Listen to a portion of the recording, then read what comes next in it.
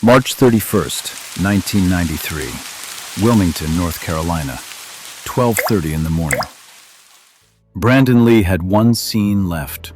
One scene. Then he was going home. He was 6 days from his wedding. He never made it. His father was Bruce Lee, a man the world turned into a legend before his son even understood what that meant. Bruce Lee died at 32, under circumstances nobody has ever fully explained. Brandon was just 9 years old when he lost him. Brandon grew up carrying something most people never have to carry, a name that the world treated as a myth before he was old enough to understand what that meant. He could have walked away from all of it. Different career, different name even. Nobody would have blamed him. He didn't. The production of The Crow had already gone wrong before Brandon arrived. A crew member broke his back. A sculptor was burned in a gasoline explosion. A carpenter drove a screwdriver through his hand. Things weren't just going wrong, they were piling up. Then a hurricane tore through Wilmington, where they were shooting, and destroyed their studio mid-shoot. The crew had a name for it. At first, it was whispered.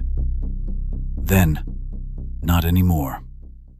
Brandon knew what people were saying. He'd heard it all before. His father's name had followed him long enough that superstition felt familiar.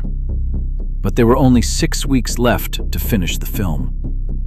The night before his final scene, a crew member asked him if he was worried about everything happening on set.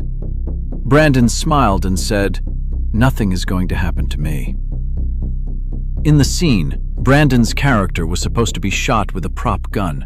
Blank rounds, standard procedure, done thousands of times on sets around the world. But days earlier, something had gone wrong that nobody caught. A fragment from a real bullet had been left inside the barrel. When the blank fired, it pushed the fragment out like a real bullet.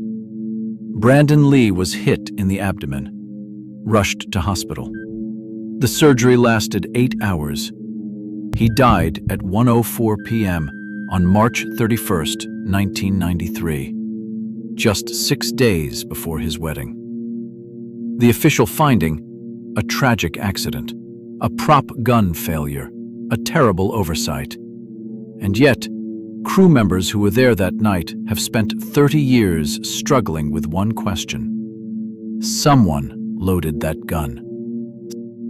Someone was supposed to check it. How does something like that get missed? The Crow was released in 1994. It became a landmark film. Brandon's performance was called the finest of his career. He never lived to see it. But here's what I keep coming back to. Brandon Lee knew what carrying that name had cost. Brandon had grown up watching it. He had received threats. He understood the weight. And every single morning, he chose to show up fully anyway. Not recklessly, not blindly. He knew the weight he carried, and he carried it anyway, with both hands open. You don't get to choose when the story ends. You only get to choose how fully you show up while it's still being written. Do you believe this was truly an accident, or something that should never have been allowed to happen? Drop your answer below.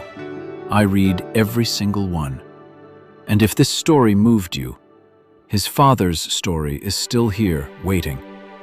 Because in many ways, Brandon's story only makes sense when you understand where it began. If you are not following the Imaginarium, you'll probably never see us again. And if you are growing every day.